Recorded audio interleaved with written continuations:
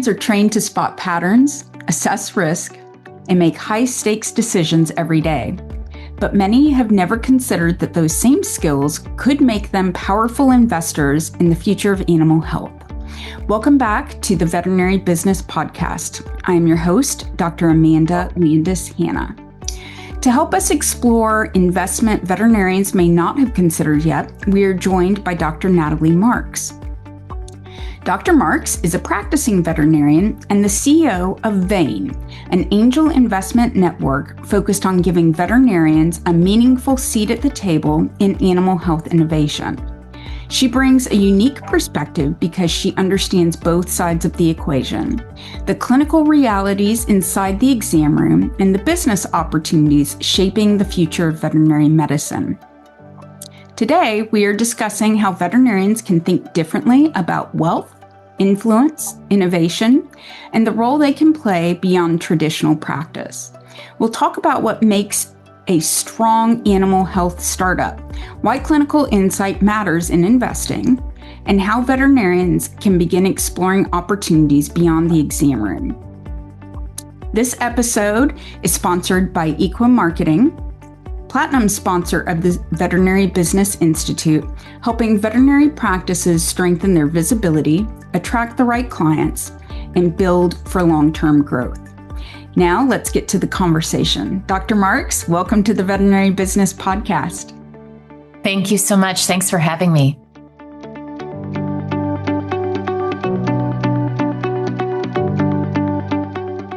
Absolutely. I'm really excited for this conversation.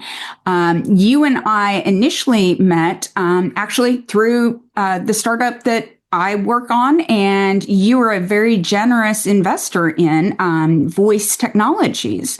So from a personal level, thank you so much for your investment. And I'm glad that we're able to talk about different startups and different investment opportunities that veterinarians may not have considered.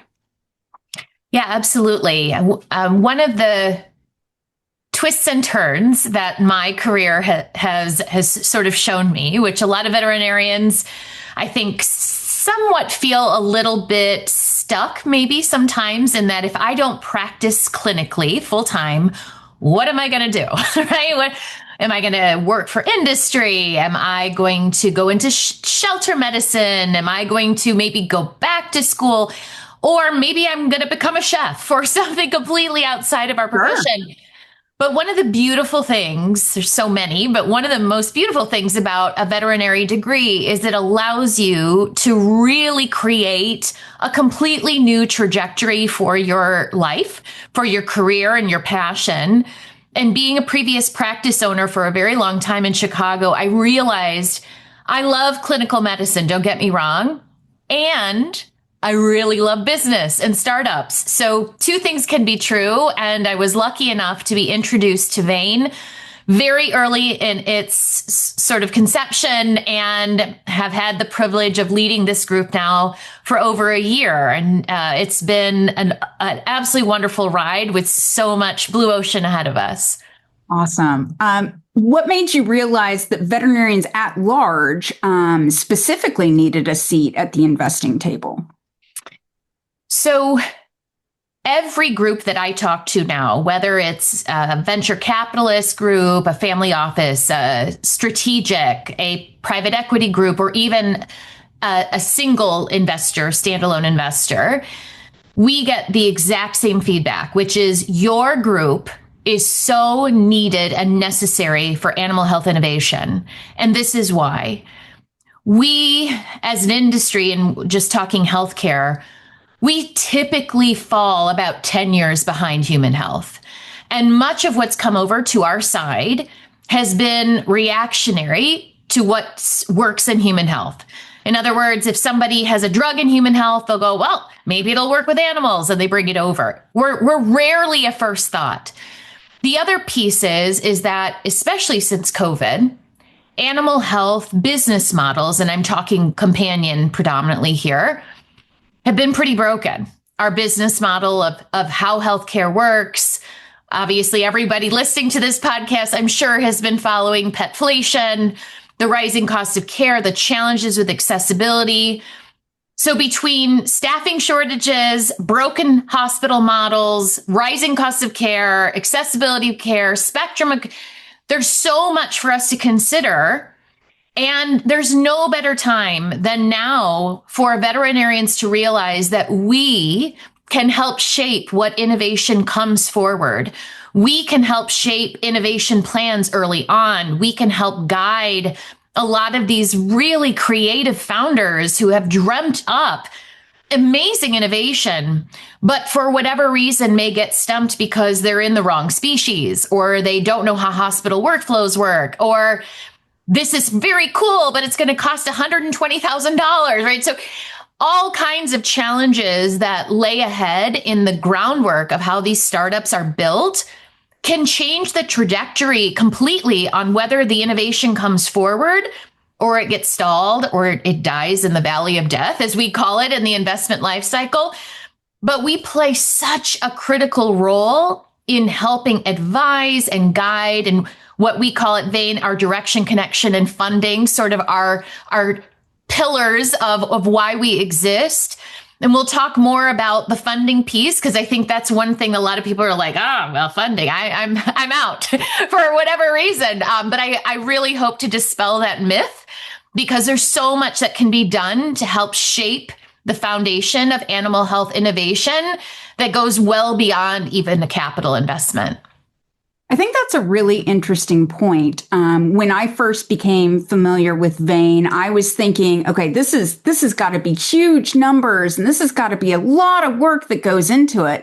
And I'm sure a lot of veterinarians feel like they don't have the financial background to be angel investors. What do you say to that? What does it actually take to get started with VANE? Yeah. So I want to hopefully lower this bar of kind of hesitation as quickly as I can. So we have put a tremendous amount of effort into making that first experience into VANE extremely positive and supported. So this group was started by four of my dearest friends who are veterinarians that exited their businesses around the same time and said, like me, what are we going to do now? And they liked investing, and they liked kind of, looking at innovation, and said, let's just kind of get together casually and see what, over a virtual drink, and see what we can do. And we have developed this into, it's always a work in progress, but a fairly well-oiled machine, in that 50% of our members, and we're over 90 members now, have not made a single investment. Okay, so they have not put a penny into funding companies. Now, why is that? One, we want veterinarians, and that's myth number one. You do not have to be a veterinarian to be in VANE. So about 70% of our members are veterinarians, ranging across all types of species, specialties, generalists, whatever that looks like, shelter medicine, zoo medicine, exotics. However, the remaining members are from animal health. So whether they were executives or global BD or distribution, commercial, R&D, regulatory, finance, real estate, whatever it looks like, we have a wide breadth. So if you are involved in animal health in some way, you don't have to be a veterinarian. So that's number one. Number two, we want every member of VANE to feel comfortable investing when it's comfortable for them. So we provide a tremendous amount of education. We provide a lot of diligence support, which I can certainly dig into as well. But most importantly, the funding piece, remember, is just one of our pillars. Direction and connection are the other two. And we've had tremendous success over the last 6 months with what we call our Find an Advisor tool. So these are members, they may also capitally invest, but these are members that have areas of expertise a founder needs. So if you're a practice owner, or you're into a niche specialty or a niche species, or you did regulatory work, or you did BD, or whatever it looks like, you can list that. And founders from all over the world come to our website to find those advisors, which often is in exchange for equity that vests over time. So that doesn't mean you can't add to your portfolio. A lot of people say, I'm going to put money to add to my portfolio. Many of our other members say, you know what, I'm going to put my investment in time and expertise. And in return, you'll achieve some equity. So lots of ways to impact companies and become involved in companies. The biggest thing about VANE is we consider ourselves extremely what we call smart capital. So when companies come to us, the nice thing too for us as investors is we don't lead around, meaning we're not the largest investment around. We often are closing around, which means we're putting in the smallest amount, typically just to kind of close the funding. And the reason they're coming to us is not because we have endless capital pools. It's because our advice and our connections and our ability to help shape where the go-to-market strategy is, or where the launch is, or the clinical trial, whatever that looks like, cannot be found elsewhere. Especially when you think collectively within our group. I tell this, and I haven't been challenged on this yet, but maybe someone can.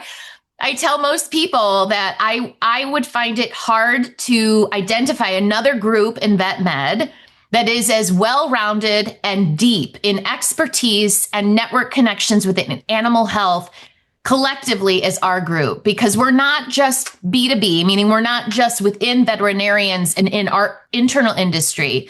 We have a lot of expertise in D2C and CPG, meaning going out to pet retail. So in marketing and packaged goods, as well as go-to-market strategy and lots of other ways expanding of how does it go to retail or e-commerce. Or so we collectively, I like to say, sort of own that smart capital designation really well. And I'm humbled every day when we have different discussions or diligence meetings or our monthly pitch night or whatever that looks like, where a lot of us get together virtually or at our annual conference, and we have these incredibly, I find them immensely stimulating discussions on what innovation is needed and what's maybe just, a Band-Aid on a problem. It's not really a problem, or maybe it's just a problem for the founder to solve, but really not for the animal health industry.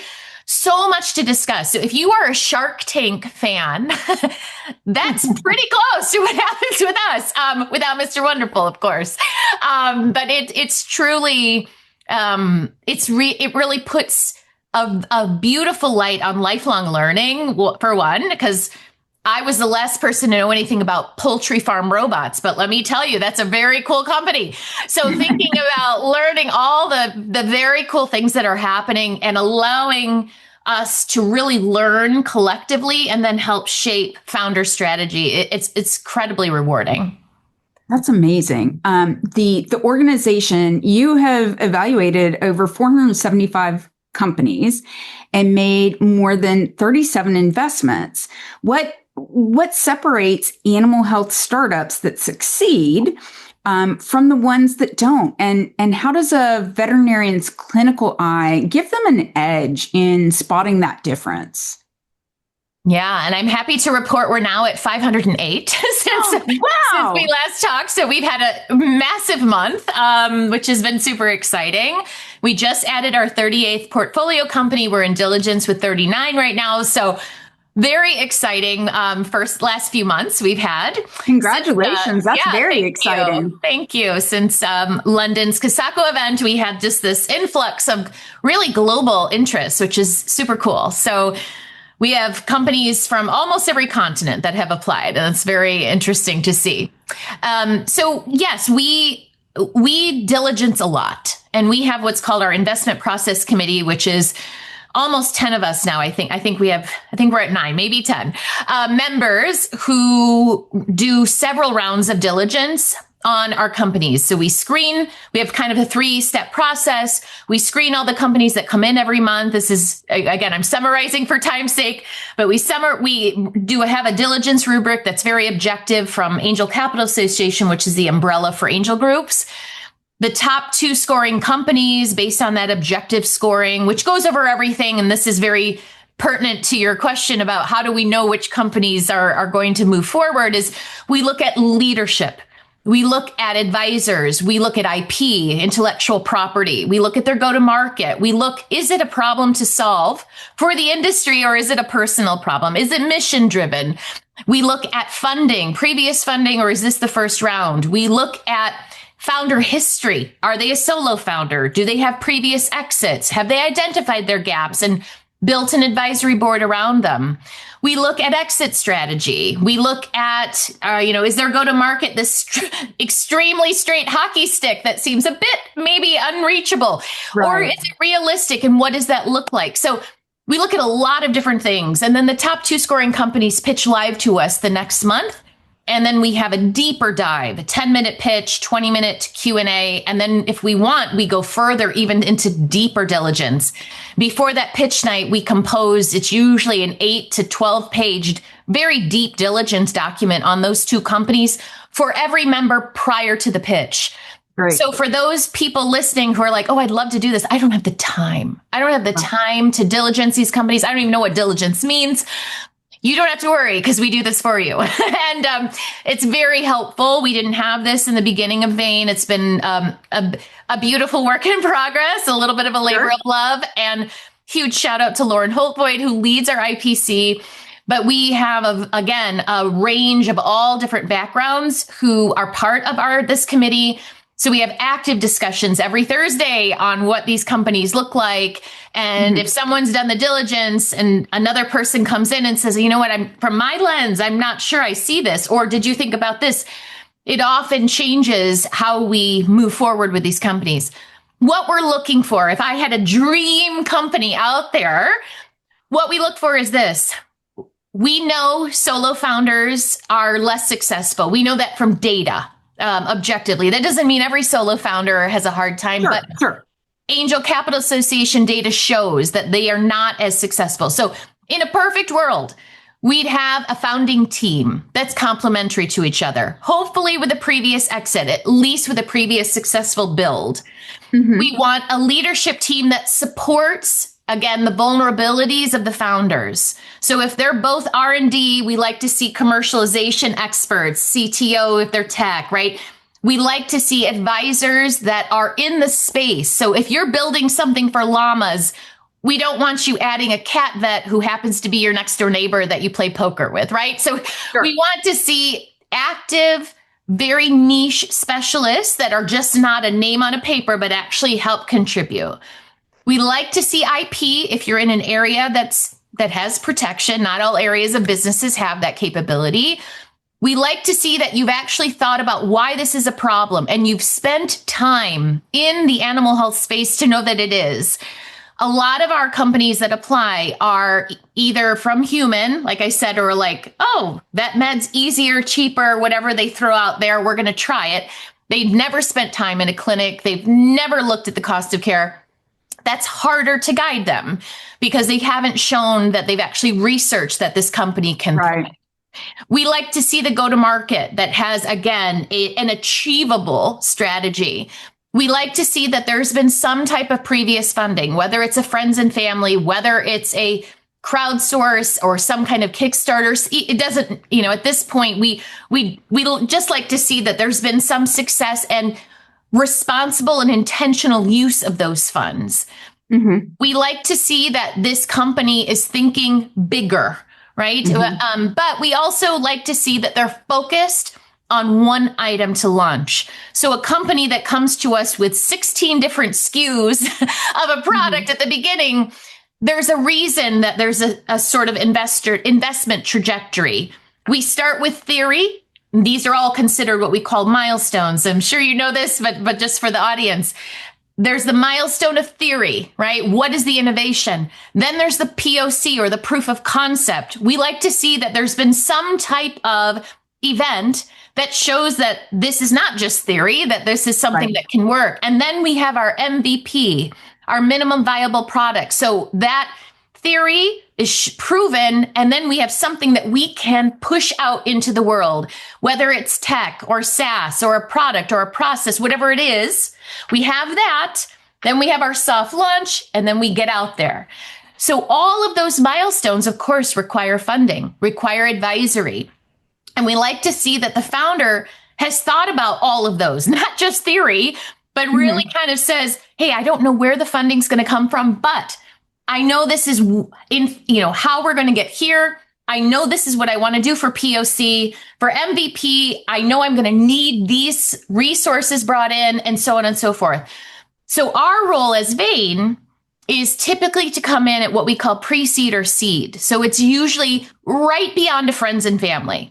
And so we're very early investors, which means we're the riskiest, but we do still need to de-risk a bit. And that's what I'm talking about with some of those, again, ideal sort of company situations. Those patterns tend to lend themselves to more success. Not to say that if you're a single founder that's never had an exit, that's not to say you're not going to be successful.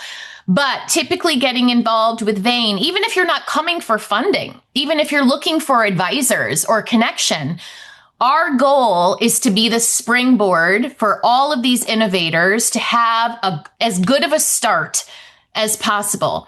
That sometimes means that we give feedback that is direct and may not be what a founder wants to hear. In other words, we're not going to pursue pitch night with you, or we are not ready now, but in 6 months we might be. And in fact, 4 of our portfolio companies, we did not fund the first time. We gave feedback, they listened, did those adjustments and made significant progress, came back, and we funded it 6 months later.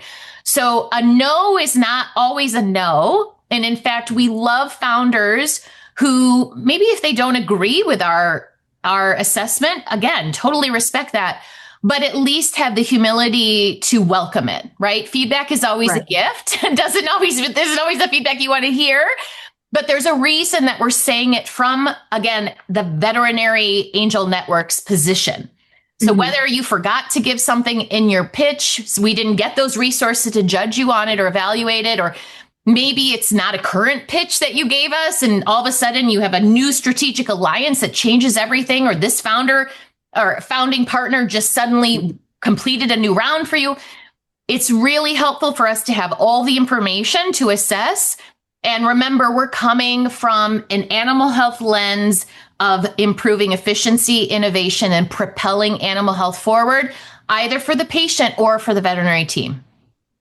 That's amazing. One thing I really like about that answer is that it expands how we think about investing, because for veterinarians, the investment you haven't considered isn't always the startup or a fund. Sometimes it's the practice you've already built.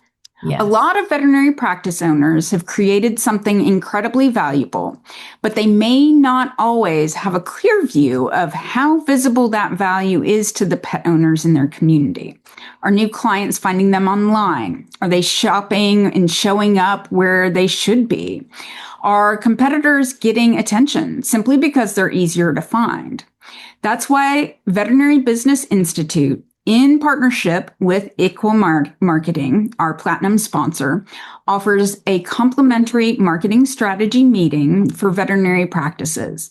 It's a $900 valued session where practice owners can take a step back, look at their online presence, local visibility, and growth opportunities, and get a clearer sense of where they may be leaving opportunity on the table.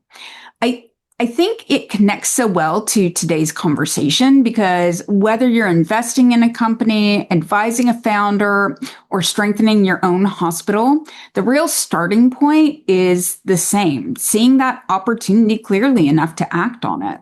For anyone interested, you can book the session at www.veterinarybusinessinstitute.com/SMN. And that brings me to something I wanted to ask you about VANE's structure. VANE invests individually, not as a pooled fund. So why does that structure matter? And how do you create this culture where 90 plus people with strong opinions, potentially more after this conversation, right? How many more people want to participate or want to invest? All of those people with strong opinions, of course, veterinarians always have strong opinions, can actually collaborate in a productive way. Yeah, it's great you asked that, because right now, yes, we all invest individually. That allows members, one, to make their own decision on the companies. And we have not just the pitch night companies, but we have companies in our funnel that come in every day. So maybe there's something that is really important to you that may not necessarily attract sort of the common consensus. So people are, going into those at any point. At some point, and as we grow, there is significant interest in our membership of having a fund. And that is an ultimate goal. I want to make very clear. We've made that clear to our membership, and it certainly want to make that clear to the world. That is an ultimate goal, is to have that option to be part of a fund. And what that fund allows, especially for newer angels, is if you don't have the extra time or want to put in the time to read the diligence, to sort of do your own investing, this allows a member or prospective member to put in a lump sum and have 4 to 6 companies managed for you. Right. So it's very similar to mutual funds kind of that you think about. We will always have the opportunity for members to invest individually. That will continue to be true for our group.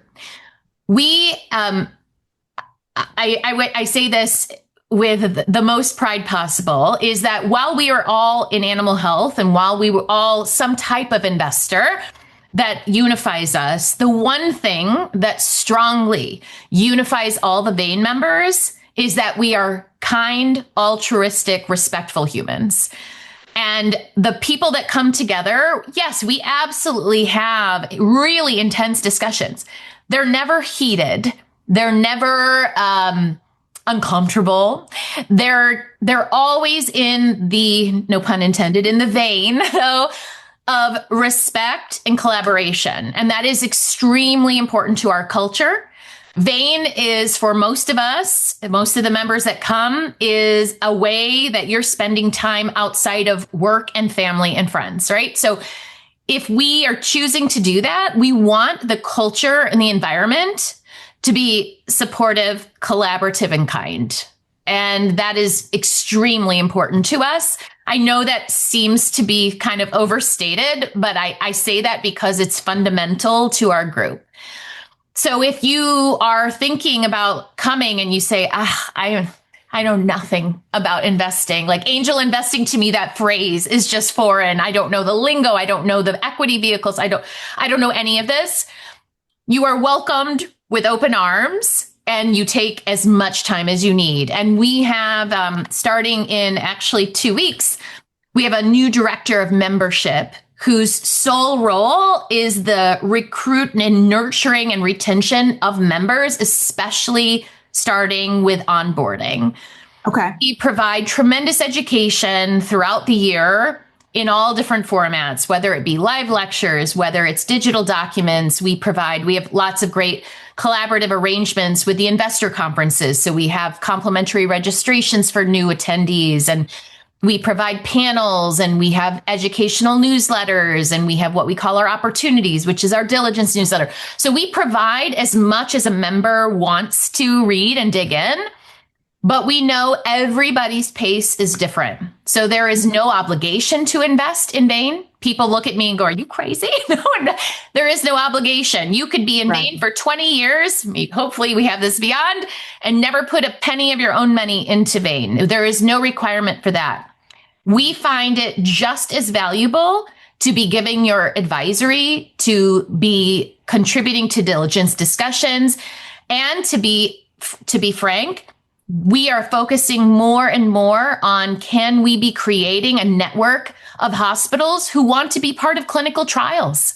There are so many animal health companies that their friction point is they can either not get a clinical trial because CROs aren't doing what they're in, right, or it's going to cost ridiculous amounts of money.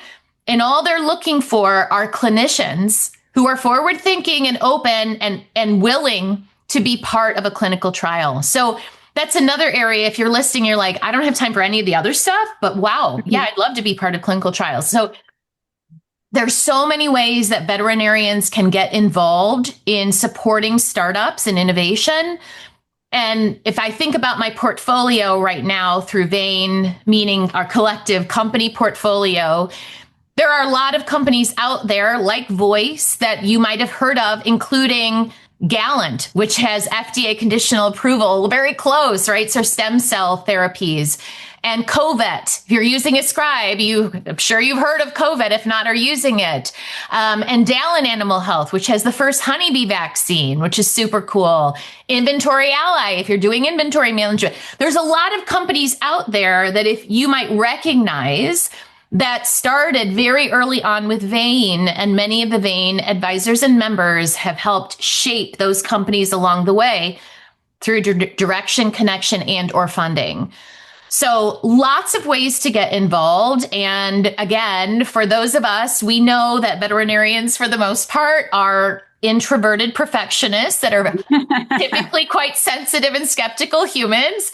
And we respect that. And I want to really stress in the best way that the reason that we exist, again, besides what I've mentioned, is because this is a wonderful group of optimistic, kind humans that want to see the industry better. So if you are in that group and you're like, wow, everything seems negative right now. Everything seems hard. I'm burnt out. The clients' visits are down and I don't do a lot of cat. So I don't know how to get into cat. And there's so much to think about. And I don't know about payment plans and wellness plans, right? Your mind can go crazy thinking about it. It's kind of mind blowing right now. It is how to manage your practice. We are the group we're solution seekers. So that is another way that we found a lot of hospital owners and a lot of hospital leaders find innovation, inspiration, or we just say, hey, I've got this issue. What are you guys doing for this?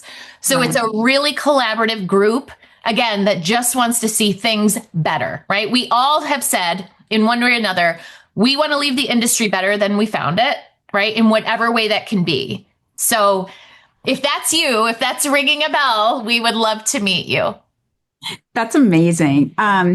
For the veterinarians listening right now, or the veterinary team members that are listening right now that want to start thinking about their career beyond an exam room, whether it's investing, advising, founding a company, what their exit strategy may look like, what the future holds after you sell your practice, similar to what you were mentioning before. What's the very first move you would tell them to make? The very first move that I would suggest is to research and or connect with people in the areas you're interested in. When I sold my practice, I was also at a crossroads and I wasn't sure what I was going to do. And I realized how much I loved teaching, but I didn't know how to do it, where to do it, who to do it with, what I needed for that. And so it's really critical wherever you are in your career. I think the beauty is that while I said all those other things about veterinarians, the one thing that I think we all are, right, are empathetic helpers, right? Well, most of us, if not all of us, are caregivers of some way. That also doesn't just translate into healthcare. That means to one another. So we're all willing. If somebody listening is like, I really would love to be an angel investor, reach out to me. I'm so busy on LinkedIn all the time from people reaching out from founders or advisors or future members. And I answer everyone. And I had wonderful mentors and colleagues ahead of me that I'm standing on their shoulders because they wrote back to me when I reached out to them. So I'm paying it forward. And I want people to realize that if you are at a point where you're exiting your current practice or you're thinking, gosh, is this it? I don't want to be doing this the rest of my life. Or, you know what? I really love to write and I don't know where to do it. Or I really want to be in industry, or I'm sick of these hours. I think I want to create my own company so I can create my own hours, whatever it looks like. If I don't know how to get you there, I probably can find somebody who does know how to get you there. So I want to say, and Sahil Bloom challenges, if you follow him, he challenges you to do this all the time, is that to do one outreach a day. And doesn't matter who it is. In fact, it could be just a cold call on LinkedIn, but to reach out to somebody that you feel can help you, whether it's an email or a LinkedIn or whatever that looks like, reach out because odds are they're going to write back. And if they don't, reach out to somebody else. But it's really important to figure out and understand where you're heading, and not to just say, I need to do something and just jump right in. And it doesn't mean you need to do just one thing. You could definitely create your own path. And there's no one telling you that you can't except yourself usually. So yeah, I'd say reach out and dig in and learn about what else is out there, especially in the areas you're passionate about. It's so interesting that you mentioned that, because if there's one thing veterinarians are universally good at, it's learning. We are trained to educate ourselves. We are trained that things will change. So read a new book or engage in a new way of learning things, or however that may be. I think it's really great that you're sort of reinforcing that. Really do what you're already good at. Do your diligence, learn more about what you're thinking about, and not letting where you are right now limit you from where you want to be or where you could be. Yeah, absolutely. I am a firm believer that sometimes it's good you don't know where you're going yet, right? Take the bias out. And again, I wrote an article about this for today's Veterinary Business, and it was probably my favorite one to write, because the most common question, or I guess statement, that I receive from colleagues is, I don't know what else I can do. I'm just a vet. Yeah. And my heart breaks when I hear that, because I had that exact same feeling of, if I don't practice, what am I going to do? I don't know anything else. I don't know how to do anything. You don't know what your personality is without practice. Yes. Right. I mean, we identify. That's when most people get introduced. Most veterinarians lead with, I'm a veterinarian, not a mom or a sister or a spouse or whatever it is. They lead with, I'm a veterinarian, because it's so core to who we are. So I want to stress that you are still a veterinarian, even if clinical practice, I did for 24 years, even if that's not where you end up the last day of your life as a veterinarian, you're still a veterinarian. We have such a unique degree in that we've been trained to look for patterns, like you started with, to look across species, to translate, to integrate, to really do critical thinking. There's so many skills that we take for granted every day that apply to so many other things in life. And so we're all entrepreneurs in our own right. And if you're a hospital owner, yes, you are an entrepreneur. We say hospital owner. We don't say entrepreneur much. You are an entrepreneur. You are a founder. You are part of this ecosystem, and we are supporting you. So yes, please don't lock yourself into this little box that I am only a veterinarian if I practice. Put in your species of interest. So much more out there to do, and so much more is needed. So I hope for others that are interested that you maybe this gives you a little bit of an inkling to explore a little bit more. That's amazing. This has been such an inspiring conversation for me personally. I am both on the startup side as well as on the investing side. And I love being able to bring this kind of thoughtfulness to our listeners. It's a new opportunity for investment that veterinarians may not have considered. So if you've ever felt like maybe your career path has kind of deviated, or if you feel like your career path is to stay in the exam room, either way, I hope this conversation gave you a bigger framework for what your expertise can actually become.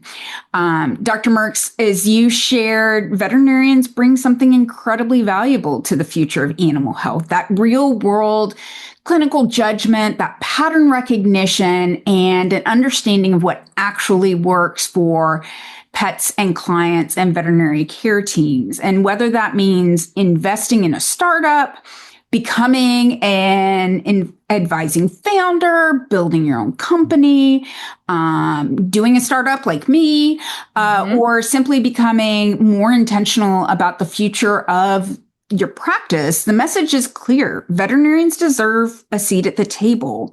Mastering this kind of thinking isn't just about financial opportunity. It's about influence and ownership and entrepreneurship and helping shape the next chapter of veterinary medicine.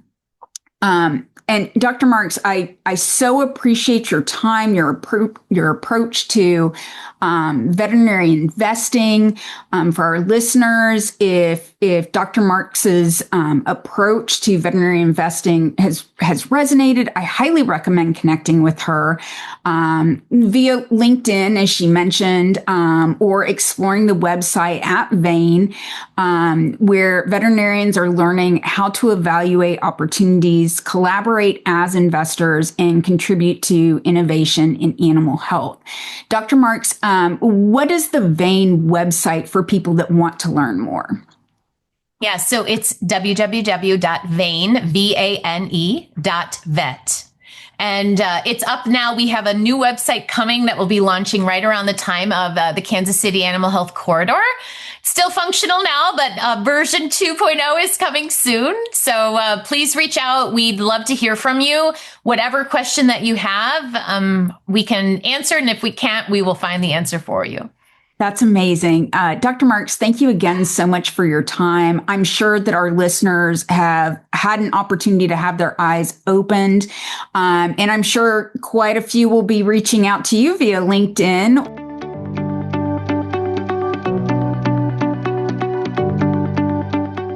For all of our listeners, thank you for listening. We could not do this without you. And we'll see you all next time.